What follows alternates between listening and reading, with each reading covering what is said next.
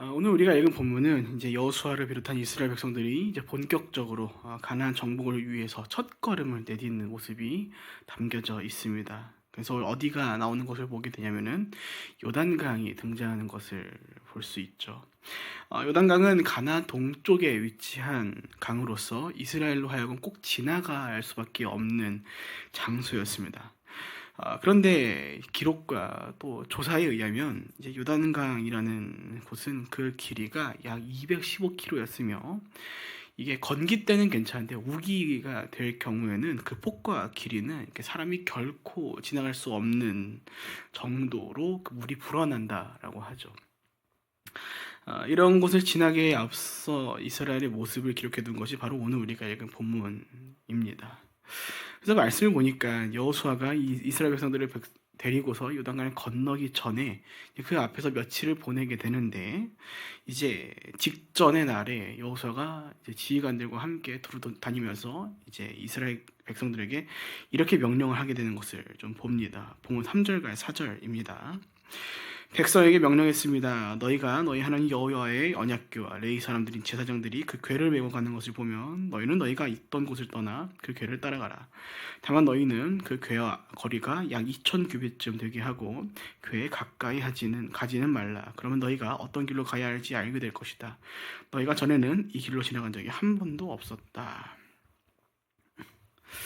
이제 얼마 뒤면 이스라엘 백성들은 이제 그 깊은 요단강을 건너가야 합니다. 그런데 여호수아가 무엇을 얘기하고 있는 것을 봅니까? 이제 이스라엘 백성들이 요단강을 건너갈 일에 대해서 얘기하고 있는데 문제는 그 방법이 조금 이상하게 들려온다라는 것이었습니다. 보통의 경우라면 저 깊은 요단강을 건너기 위해서는 뭐랄까요? 약간의 어떤 스킬적인 기술적인 내용들이 오갔어야 할 것이라고 생각할 수 있을 텐데 여호수아는 그런 얘기들은커녕 이제 오히려 어떤 것만 얘기하고 있냐면 그냥 따라가라. 먼저 출발하는 제사장들과 그들이 메고 가는 언약궤를 너희는 따라가기만 하면 된다. 다만 그것을 따라갈 때 2000규빗, 당시 1규빗이 약 45cm였기 때문에 대충 약 900m에서 1km 정도의 사이의 거리를 두고 너희는 그냥 궤를 따라가기만 하면 된다라고 이야기를 하는 것이죠. 돌아오는 본문이 이제 15절에 의하면 당시에 요단강은 추수할 때가 돼서 이제 그 물이 많이 불어나 있다고 나와 있습니다. 그러니까 우기인 것이죠.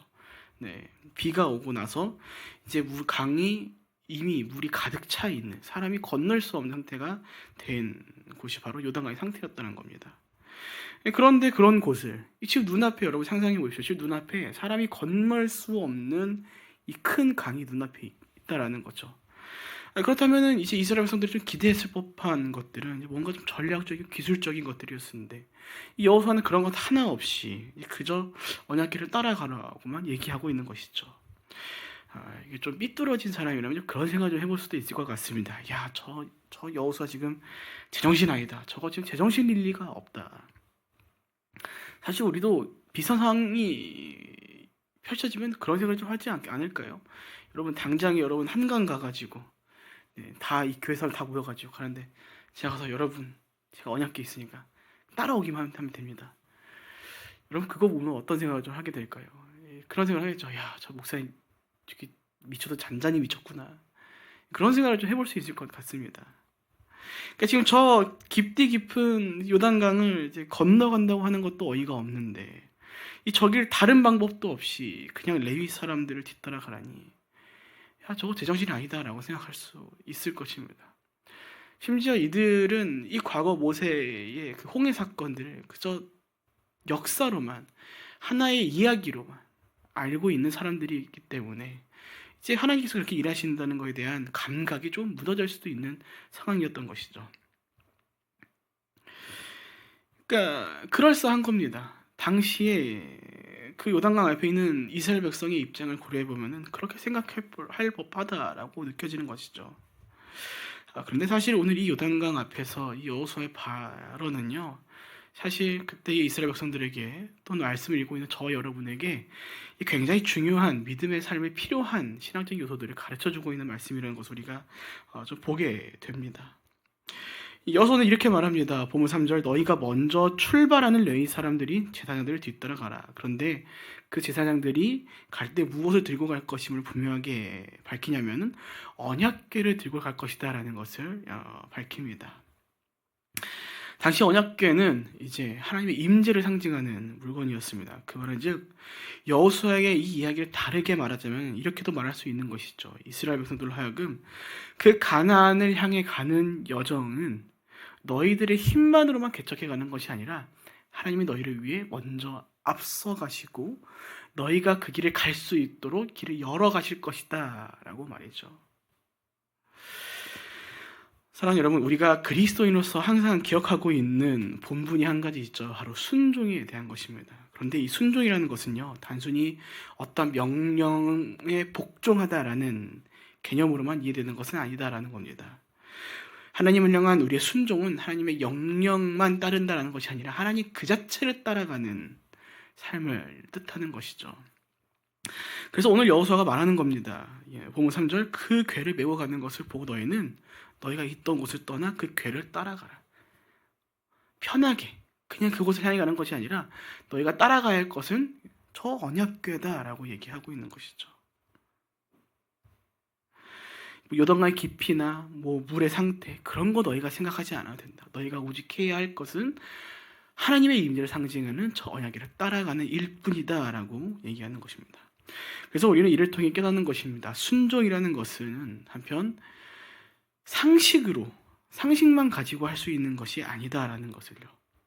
우리 삶에 있어서 하나님을 따라가는 것은 상식보다 앞서야 하는 일이고 또 한편 다른 의미로는 세상의 상식만으로는 우리가 결코 하나님을 따라갈 수 없다는 것을 우리 가운데 보여주는 겁니다. 지금 눈앞에 있는 요단강 얼마나 위험하고 큰 벽과도 같은 곳입니까? 지금 하나님께서 허락하신 너에게 주겠다라고 한 저 축복의 땅이 지금 저 강 건너에 있는데 시도해보기는커녕 이게 지금 물이 마를 때까지 기다려야 하는 입장이 돼버린 거죠.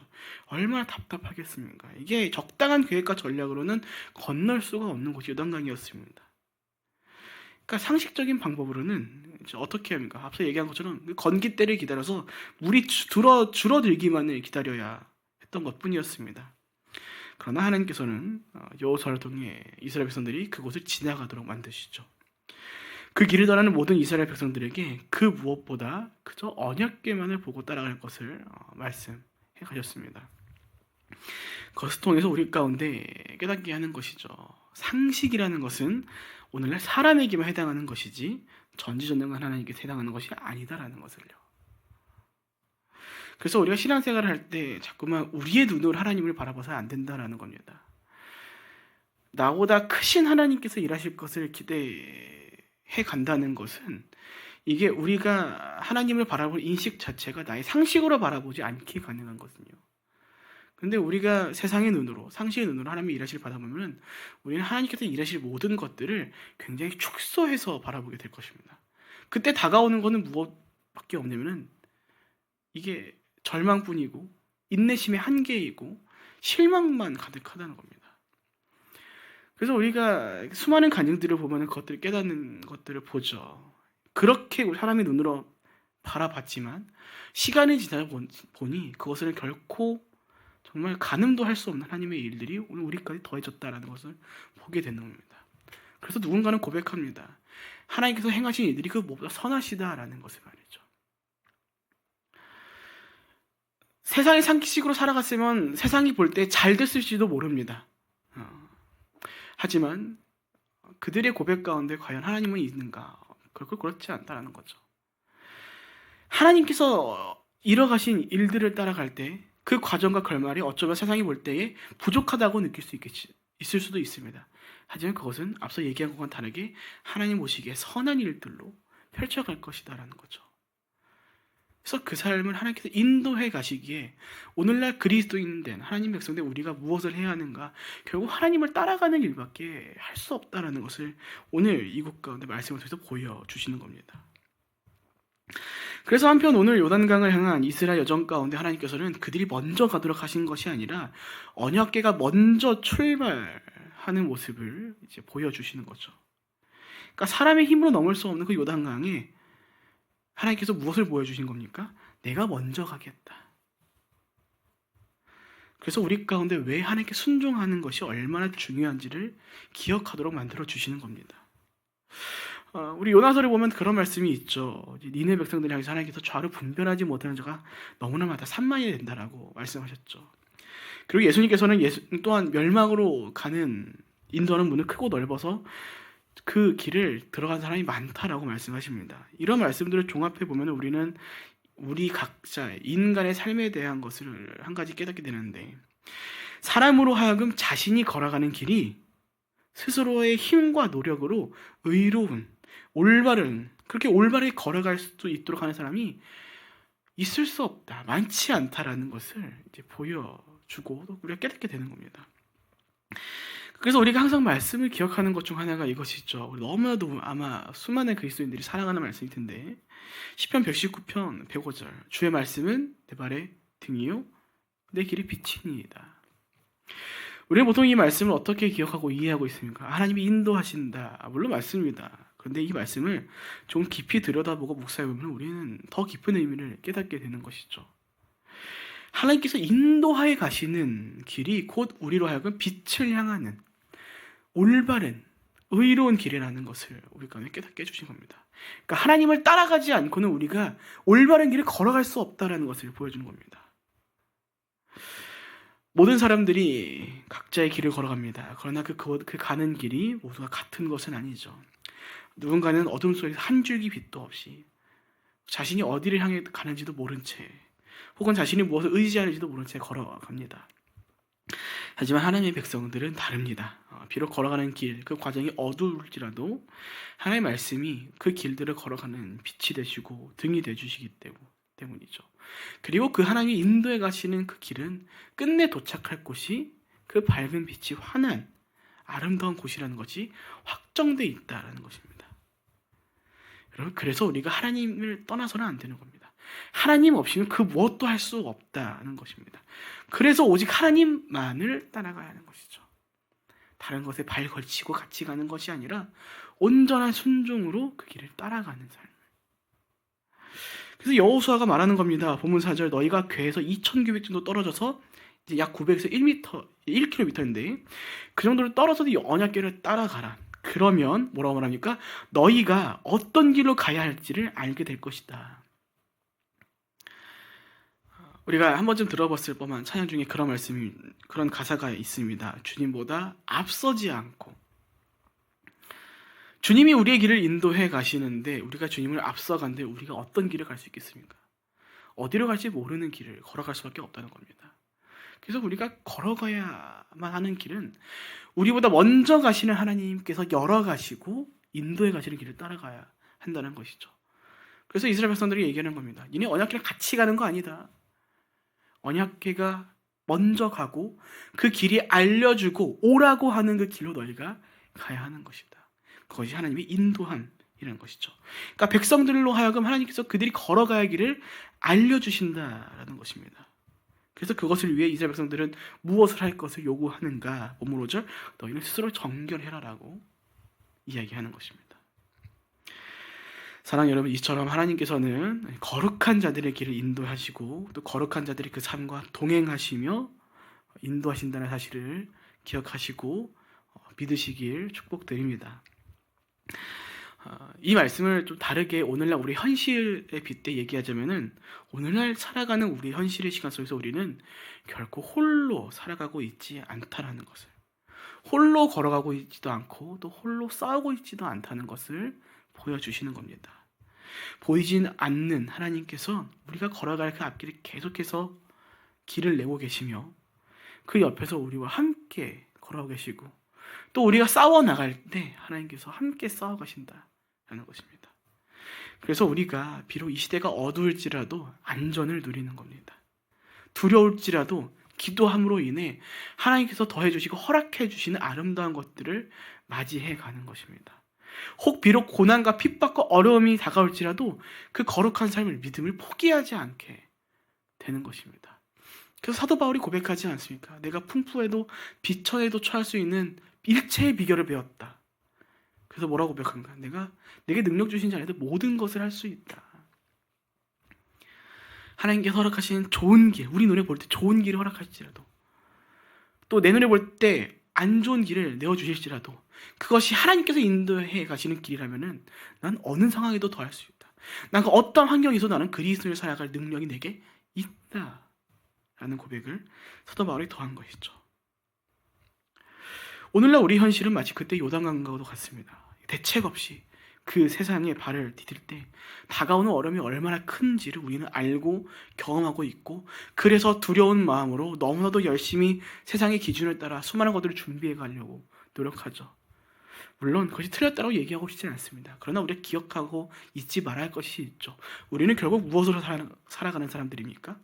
우리 교회 이름과 같이 믿음으로 살아가는 사람들입니다. 그 말은 우리를 살게 하는 힘은 세상에 있지 아니하고 하나님께 있다는 것입니다.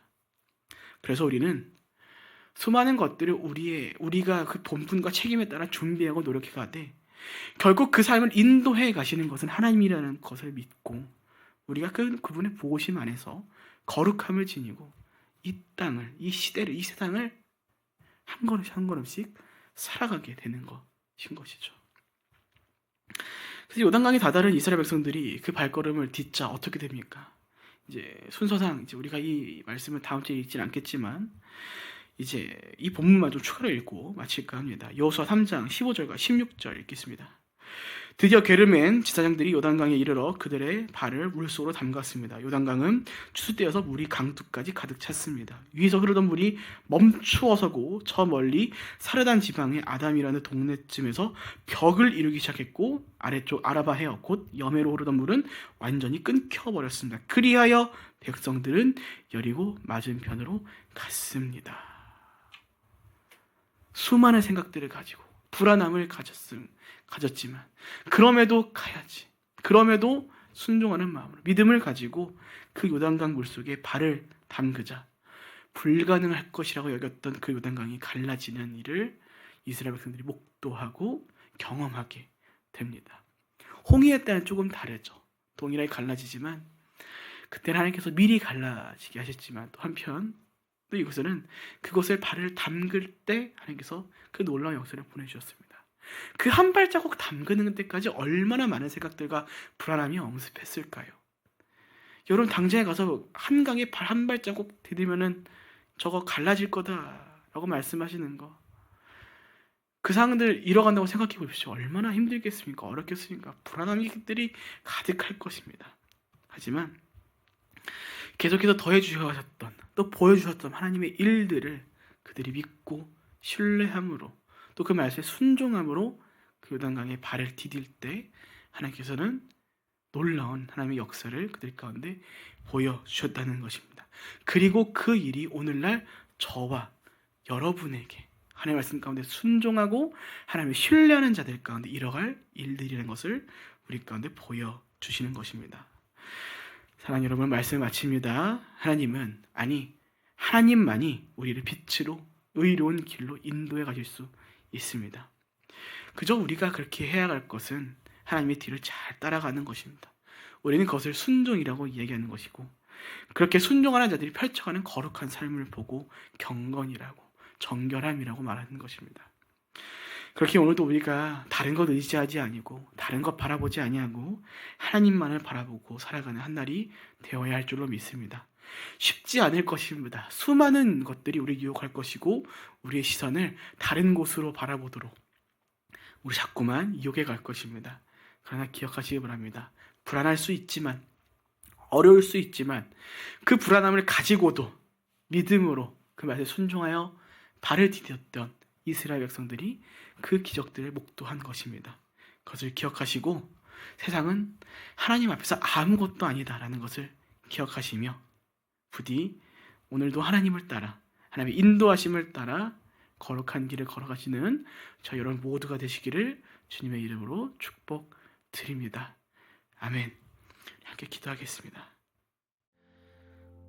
사랑과 은혜가 충만하신 하나님 아버지, 원컨대 오늘 우리가 함께 나눈 이 말씀이 그때의 이스라엘 백성들에게만 이루어진 역사가 아닌 오늘 기도하는 모든 하나님의 백성된 자들이 누려갈 일들이라는 것을 기억하며 살아가는 우리의 한날이 되기를 간절히 기도합니다. 주님, 우리는 각자마다 가지고 있는 어려움들과 힘듦이 있습니다. 그 앞에서 우리는 때때로 좌절하여 넘어지고 그것을 당장 해결해 줄 것만 같은 세상의 것들을 자꾸만 찾게 됩니다. 아버지, 그럴 때마다 우리로 하여금 이 말씀을 떠올릴 수 있도록 인도하여 주셔서 요단강 앞에서 두렵고 불안해할 수 있지만 그곳에 한 발자국 내디딜 때, 믿음으로 그 강에 발을 내디딜 때 하나님께서 위대한 역사를 목도하게 하시고 경험하게 하신 것처럼 오늘 우리가 그 어려움 가운데서 세상 의지하지 아니하고 하나님만을 의지함으로 거룩하고 기도하는 자들의 삶을 살아갈 때 하나님 그 삶을 하나님께서 거룩하게 인도해 하신다는 사실을 기억하고 우리가 신뢰함으로 오늘 하루를 살아갈 수 있도록 인도하여 주시옵소서. 아버지, 우리가 결코 하나님을 떠나서 살아갈 수 없음을 기억합니다. 그렇게 오늘도 우리를 인도하여 주셨고 우리보다 먼저 앞서가시는 하나님을 따라가는 주의 말씀 가운데 순종해가는 우리 한 사람 한 사람 될 수 있도록 인도하여 주시옵소서.